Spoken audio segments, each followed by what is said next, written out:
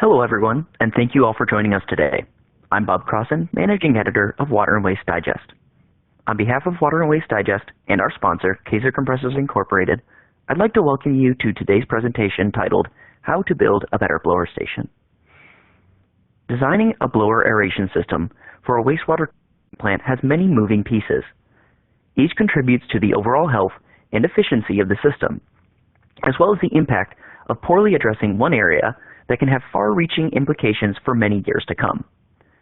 To achieve reliable, energy-efficient operation, it is vital to consider technology, station sizing, the installation room, communications, and more. This culminates in writing a clear specification that can help streamline the bidding process. Join blower experts Stephen Horne and Travis Snead as they discuss tips for building a better blower station. We're going to get started in just a couple of minutes, but first, a little housekeeping. You will notice on your viewer that you have the ability to ask questions. We encourage you to ask questions, and we'll try to answer as many as we can at the end of the presentation based on time availability. Any questions that we do not get to, we will answer offline. Participants in today's webinar earn 1 professional development hour. I'll give you directions for receiving your certificate at the end of the webinar. For those of you viewing as a group and who wish to receive a certificate, please download the multiple viewer sign-in form you'll find on the Resources tab of your viewing console. You will also find a PDF copy of today's presentation and a white paper, both available for download in the Resource tab. Throughout this presentation, there will be 2 short polling questions.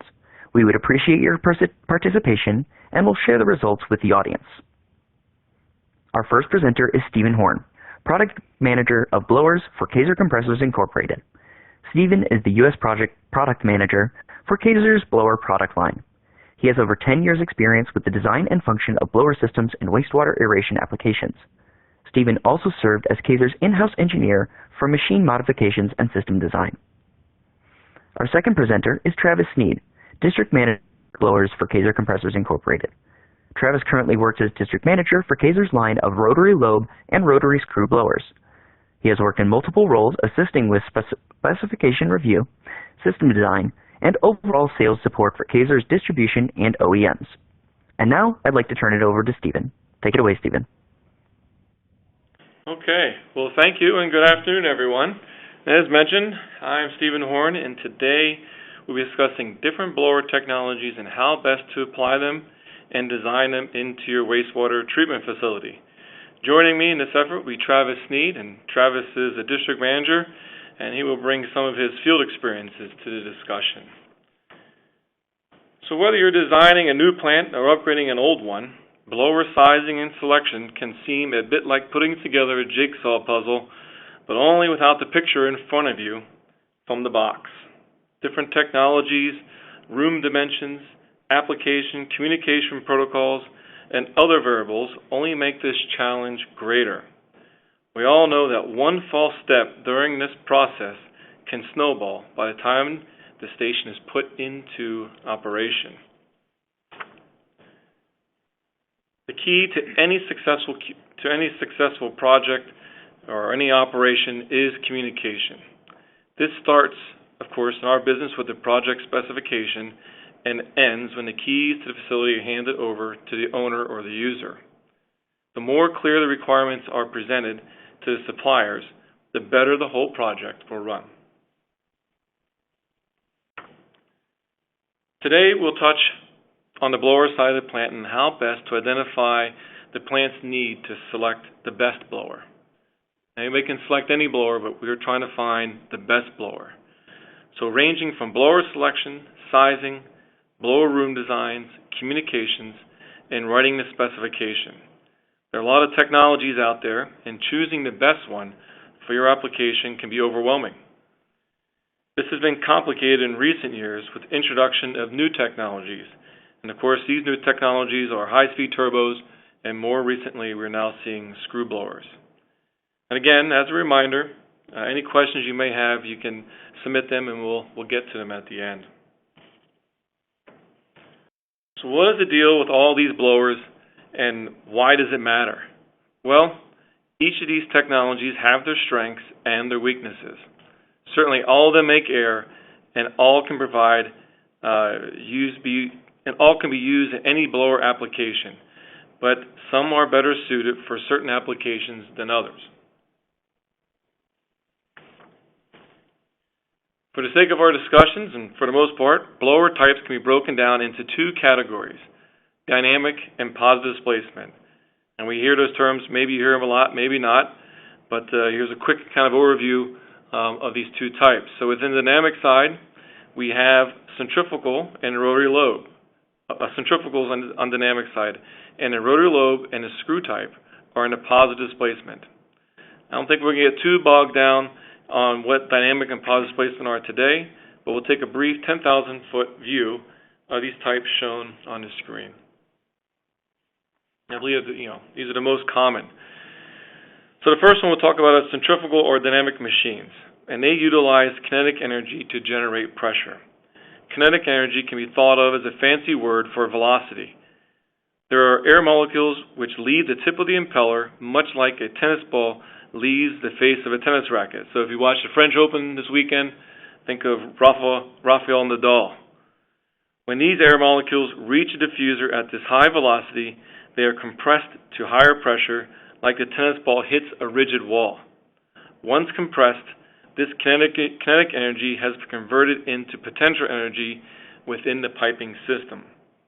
These dynamic machines can be constructed as a single impeller driven by a gearbox, a multi-stage arrangement which increases pressure stage by stage, or direct coupled onto the motor shaft and spun at high rates of speed in the form of a high-speed turbo. While each is distinctly different, the basic concept is the same. Flow rates can be changed either by throttling inlet air or with a VFD. In either case, we must be mindful of surge, and surge is when the air flows backwards through the airing. These dynamic machines are preferred at large municipalities for the abilities to generate large flow rates, and smaller plants also select these machines for their minimized maintenance and longevity. The traditional Lobe Type blower is delivered as a 2-lobe model or a 3-lobe model. Here we find the 3-lobe version demonstrated on the graph in front of us.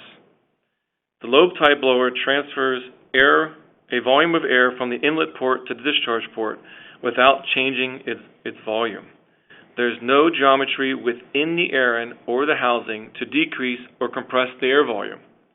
All of the compression takes place at the discharge port, and the final pressure is directly related to resistance and the airflow generates.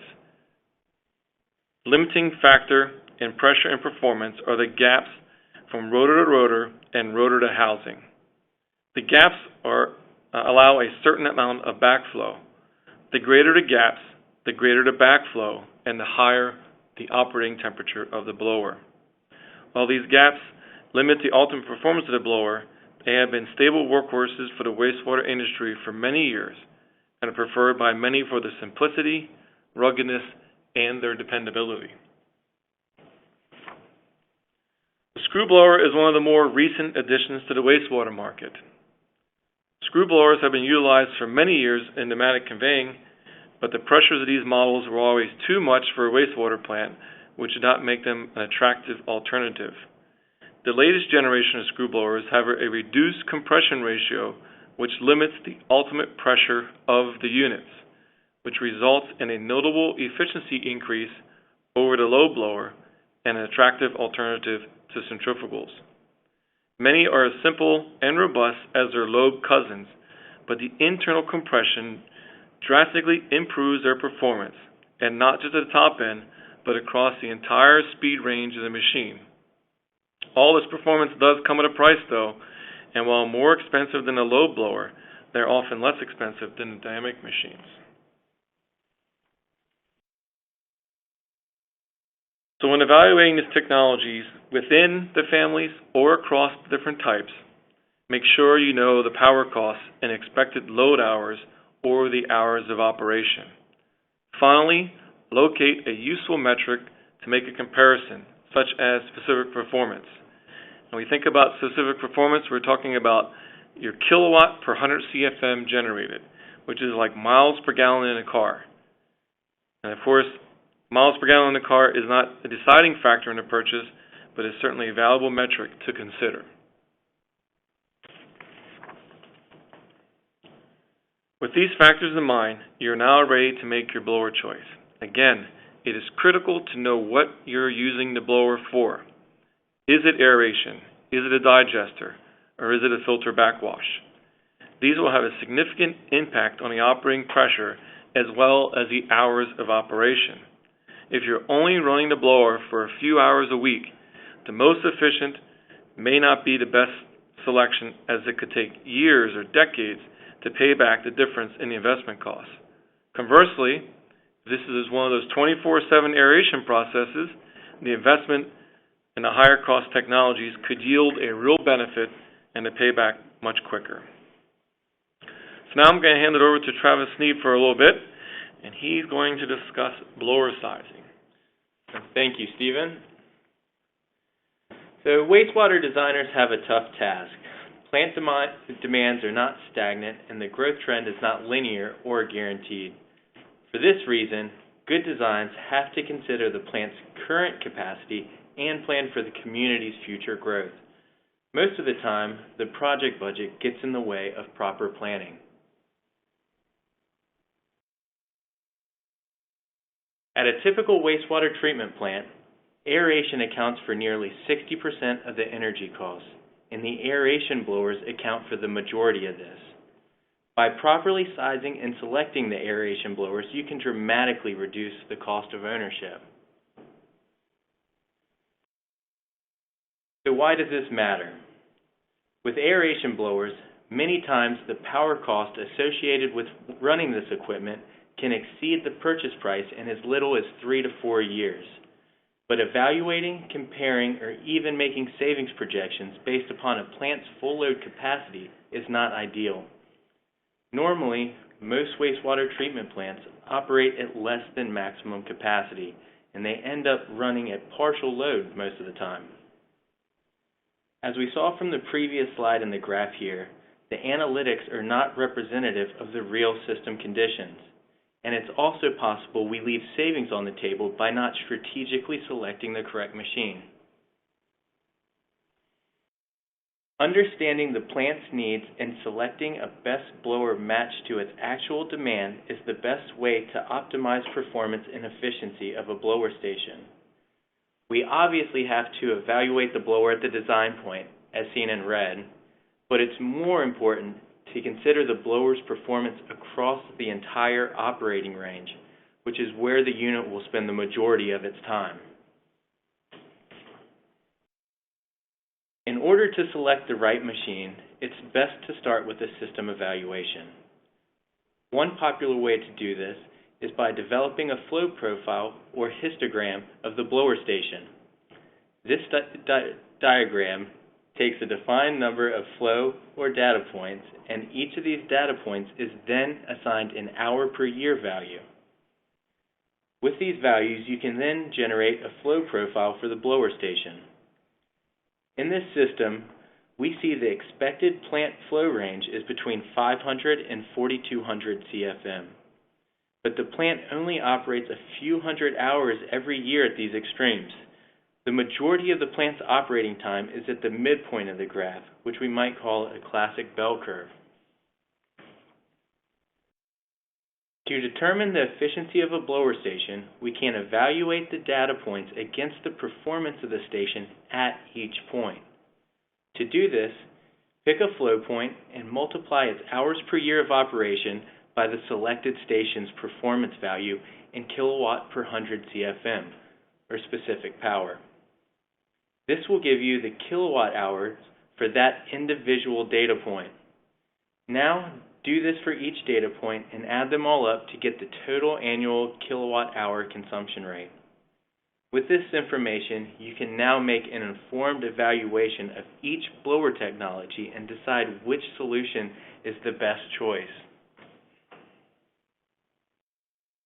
To make the best selection, you need detailed knowledge about the plant's air requirements and blower performance at multiple data points.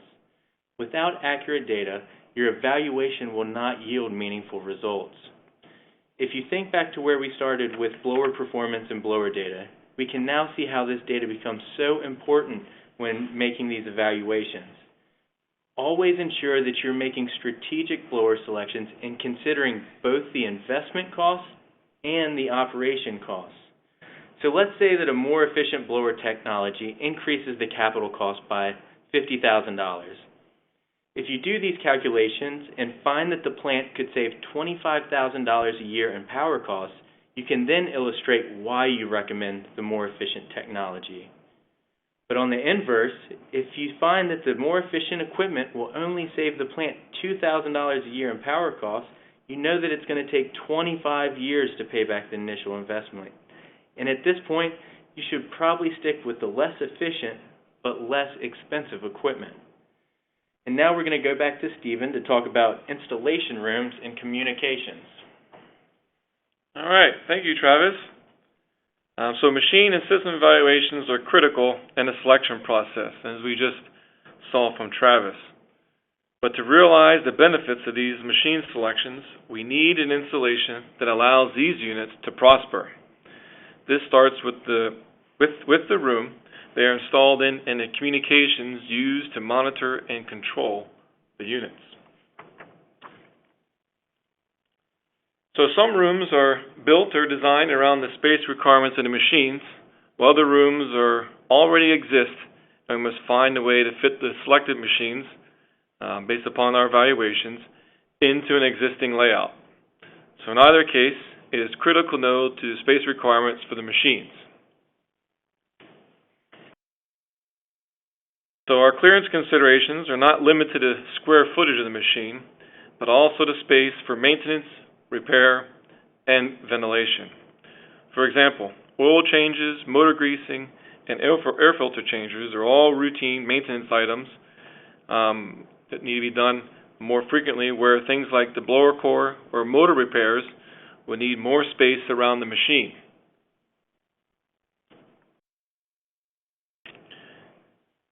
Ventilation, in my book, is one of the most overlooked design elements. For machine spacing, we can always grab different layout drawings and CAD files and do a layout in the room with our CAD programs and see where the problems are. Those are pretty straightforward. But for something like ventilation, it takes a combination of our calculations for different heat loads, imagination for how or where the machines go and the airflow is supposed to go through the room, and also following good practice.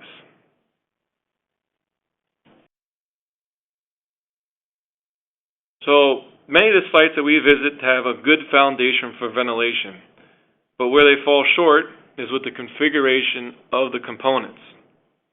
So to achieve the best situation for your machines, you need to understand the airflow path of the units or of the machines which are being installed.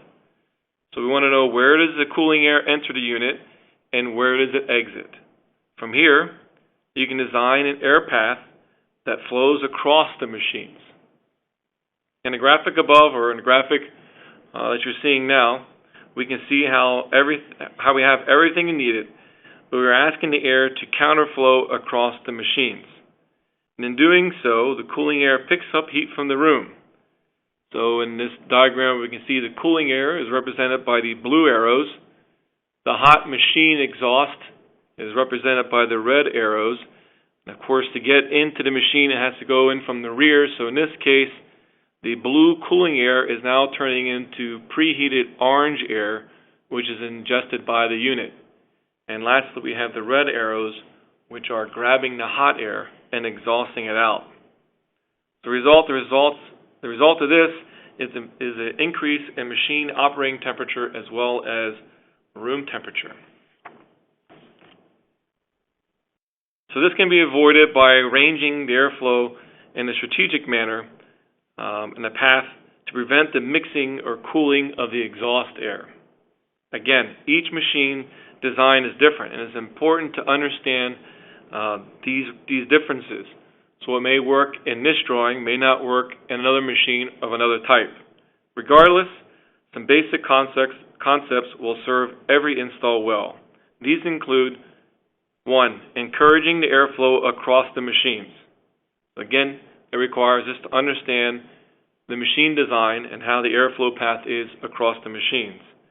Number 2, the cooling air should not mix or cross paths with the hot exhausted air from the packages. Number 3, make sure the inlet louvers are sized properly. And finally, install a strong exhaust fan to pull the air across the units and out from the top third of the room. So here again, you can see the difference between the previous slide and this slide, where now we are encouraging the cool air with the blue arrows, which are coming in at the rear of the machines, where in this design is where the air enters the package. On the front of the machines, we have the exhaust fan to the top third, so that when the hot air is exhausted out the roof of the package, it is extracted or pulled towards the front of the units and out of the room, preventing that mixing effect we saw in the previous slide with the orange arrows. So outdoor installations at first would appear to address all these concerns and be a lot easier to consider. But this really depends upon where you live. And this may drive the need for additional components. So you live in a region where the ambient temperature drops below freezing, you would need both weather protection on the outside of the unit and heating to keep the unit shielded from the low temperatures. If you're living in a higher ambient location, we may not have the need for a heater inside the machine, but you might need to have a larger or a special motor to increase the thermal reserve, or even possibly a larger cooling fan inside the package to increase the airflow. So again, knowing your region's climate is key, and certainly also best practices for the different regions where you may live. So what may apply in one location may not apply in another one. So out in the desert Southwest, they use a lot of swamp coolers, and of course you live in the southeast United States, such a swamp cooler or evaporative cooler would not serve you as well in different locations. So another option to address all these needs, whether it be an indoor installation or an outdoor installation, and to minimize the effort on site, is to pre-assemble your station in an enclosure. These essentially are blower rooms which are built to a spec and can include ventilation, heaters, and power distribution, making this a drop-in, ready-to-operate station. So again, the best laid plans can all go to waste if communication and control are not considered. Again, without proper communication, you would never realize the planned benefits that Travis had just spent discussing with you earlier. So to get everything out of your station, communication and integration are key. Furthermore, we want this station to be protected against future technological developments. So to protect yourself against future technologies, you have to make sure we have a platform that can grow in the future.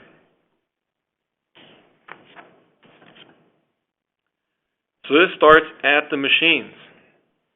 So onboard sensors need onboard controllers. These controllers not only turn the unit on and off, but they're monitoring for machine health and provide local control over the machine. With an onboard controller, we can also pull all the data from these different sensors and stream that data from the units to a master controller or to your plant SCADA.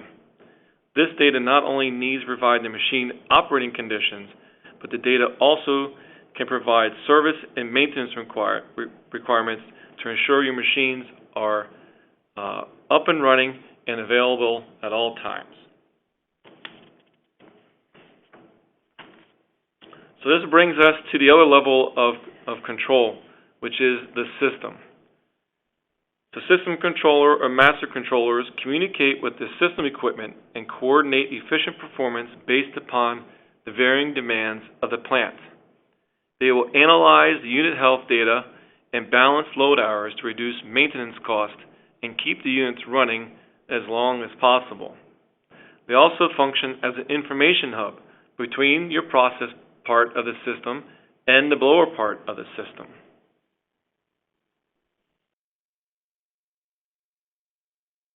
As the information hub, the station can now interact with the plant equipment to receive critical process information, or it can also communicate with the outside world. And once connected to the outside world, service providers can now know when your units require repairs and updates while minimizing their risk of a failure or further downtime. Future enhancements may even allow for improvements in a control algorithm to further optimize performance.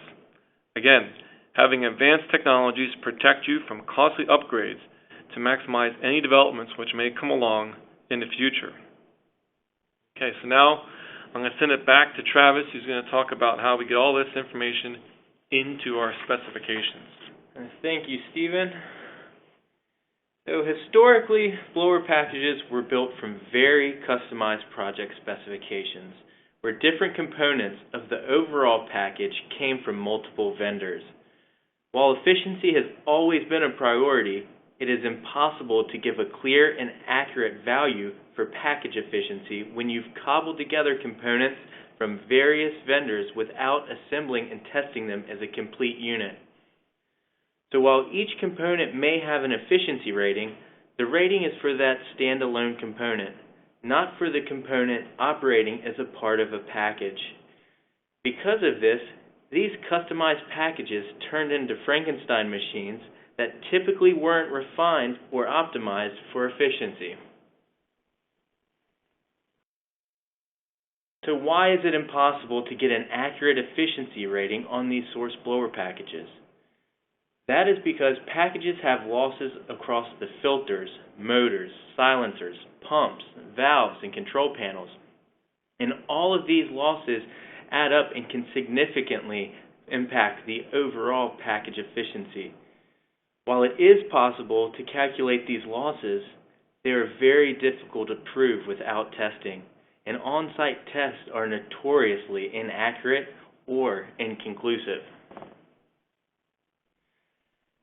The more efficient alternative is a factory-designed, pre-assembled, pre-packaged machine.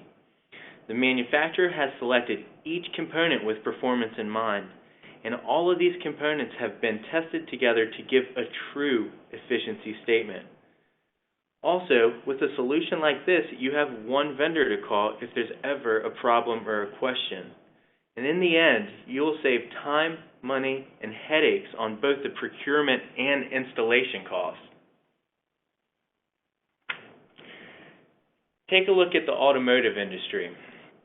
We accept that the engineers and developers at GM and Ford have constructed a vehicle with components that are designed to work together for maximum performance.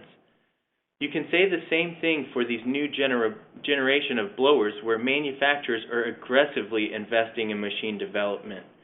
We see this with both the high-speed turbo and screw blowers. There are many painstaking hours spent on each component of these machines to squeeze every CFM out of the unit for the lowest possible kilowatt consumption. And mixing characteristics from different manufacturers is no more possible with these blowers than it would be for GM and Ford. This is not to say we have to prefer one to another. Rather, ask these manufacturers to present their design concepts, features, and benefits, as well as performance. And then we compare one package to the other. Same features, different brands. From here, we make a choice between manufacturers based upon the project's needs and available budget. So how do we do this? To start, we need to know the flow, operating pressure, and site conditions. This will allow the manufacturers to size the units for your application. For your comparison or evaluation, ask for multiple data points. Typically, this can be a minimum, maximum, and 3 evenly spaced points in between to provide a nice machine curve. You'll definitely want to ask the manufacturers to provide both the flow and total machine input kilowatt for each of these design points. Finally, ask that the data is presented in a structured way. ISO 1217 is great for displacement machines, but be certain to state the annex. These annexes range from strictly the blower core, which is Annex B, up to fully packaged VFD-driven unit, which is Annex E. Specifying the specific annex will ensure that you're not comparing one blower supplier's shaft power versus another's total package input kilowatt.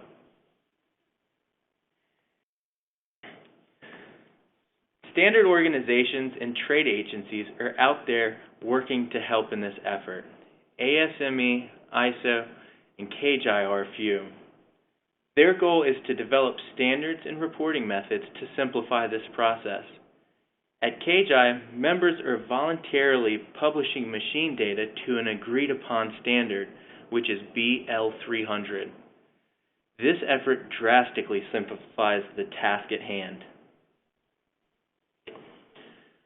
When it comes to specifying communications, we first start with what we want the communications to do. Start-stop, speed control, alarms, service and maintenance intervals. If you need something simple, you can probably get it accomplished by hardwiring the machine back to the SCADA. If you are looking for something more advanced, you will want to specify a bus protocol such as Profibus, Profinet, Modbus TCP, or Ethernet IP, to name a few. These protocols open up the unit and the station to a new world of possibilities, whether they are fully realized today or in the future.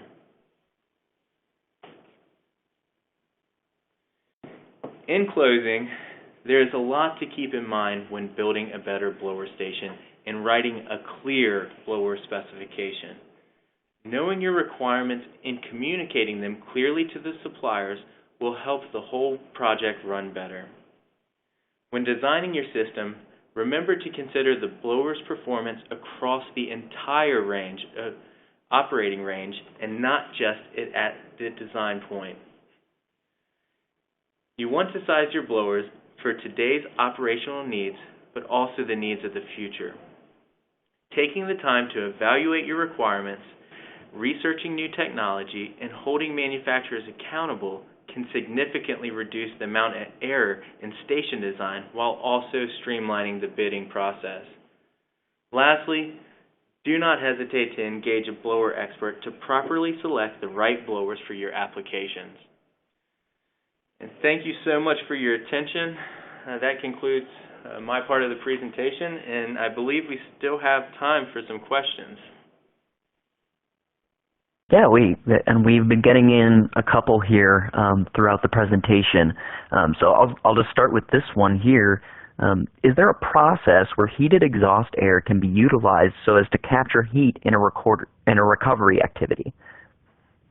Yeah, this is Stephen. Absolutely, there's all sorts of ways to do that.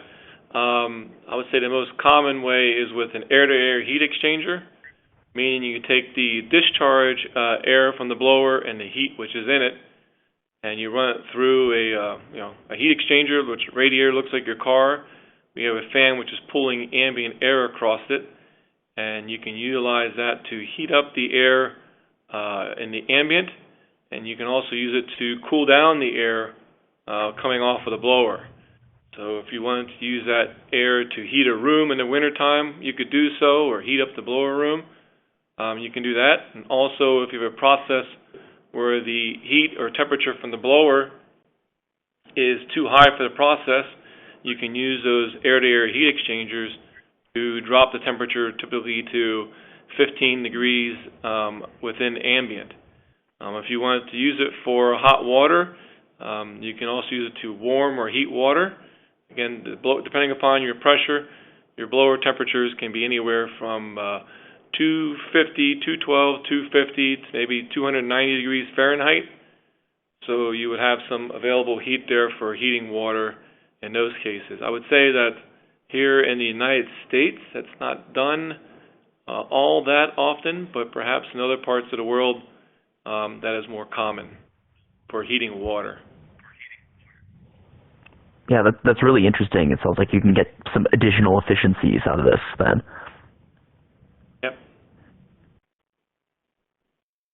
So next question here is, how long does it usually take for the operational cost to exceed capital costs? Well, we touched on that briefly in the presentation, and usually it takes between 3 and 4 years for the cumulative energy cost to exceed the capital investment. So this really depends on the operating pressure. So if you're operating at real low pressures, 3-4 psi, that value is going to increase. But the higher the pressure, the faster that cumulative energy cost is going to exceed the capital cost. Okay. This other question, you mentioned a master controller. Why a blower-specific controller? Why use a blower-specific controller instead of just connecting it to SCADA? Well, this is Stephen. You can certainly connect them to a SCADA system, and that's some way that things have been done for many, many years. But I think that as we take a look at the current technologies, and particularly the industrial Internet of Things, what we're after with the blower-specific controller is that if it's coming from the blower manufacturer or a controlling expert, the idea is that we're able to dig deeper into the machine in two ways. Of course, the first way being your service and maintenance, being able to extract service and maintenance from the machine back to the SCADA, which you could certainly program in the SCADA to do the same, but if it's on the controller, you can then get that back to the SCADA and be notified of that. But where I think the real benefits are with the performance of not just the blower, but the blower station.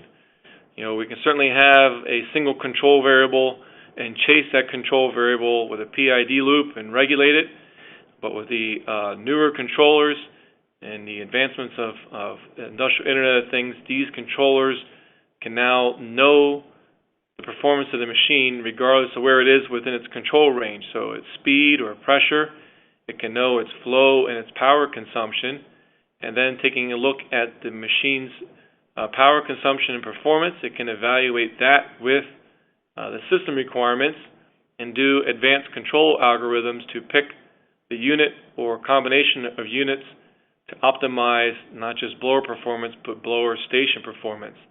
And again, all that could likely be done with a SCADA system, but I'm not really sure how you would put such a thing into a spec and have different algorithms from different people being written on project to project, whereas if it's coming from the sole supplier, they will know the machines and be able to implement that in an effective way. Okay. This next one, are your high-speed turbo blowers per PTC-10? Well, we at Kaeser do not make high-speed turbo blowers, but the PTC-10 is an interesting question because it kind of goes back to what Travis had just spoken about regarding performance, and PTC-10 is a standard, which is an ASME standard. So the idea here is, as discussed earlier, is presenting information which is comparable. And we also mentioned ISO, ASME, as well as ISO or KGI. And I believe the latest one is PTC-13, which is looking to simplify these performance codes. So I think that the move or the intent as we go forward is not so much just to report blower shaft power, whether it's a turbo blower or a low blower, is not to just present shaft power, but to present total package power consumption and the flow rate that's being produced. And he's mentioned the specific performance of kilowatt per CFM or kilowatt per 100 CFM, but these standards and the move forward is that as these new machines come out and they're all packaged, we now have the opportunity to really know what that machine performance is, not just shaft power, but total package power. So losses to the machine, power consumptions of fans, and other auxiliary devices. So a PTC-10 is a performance standard, but I would also encourage everybody to look outward towards these other standards which are coming into the market. Okay, cool. Here's another here. How long should we data log for an accurate histogram? Well, I guess that kind of depends on the process at hand. If, let's say you're looking at retrofitting new blowers into an existing plant. So let's say they have centrifugals that are running 24/7, that are feeding an aeration basin that is at constant pressure. There's no DO control, no speed control. Essentially, you can log data for a week, 2 weeks, to get a good snapshot on the true power consumption of the existing equipment. But with regards to more modern technologies that you might be looking to replace, it is best to try to hit it at peak demand. So if you know that your demand for, let's say, Ocean City is during the summer, the best time is to log the data during that peak demand so that you can see the true airflow requirements for the maximum capacity that that plant would be expected to see. But Stephen, do you have anything more to add? No, I think that's yeah, you definitely need to know the peak demand of what you're using, but also the offload demands.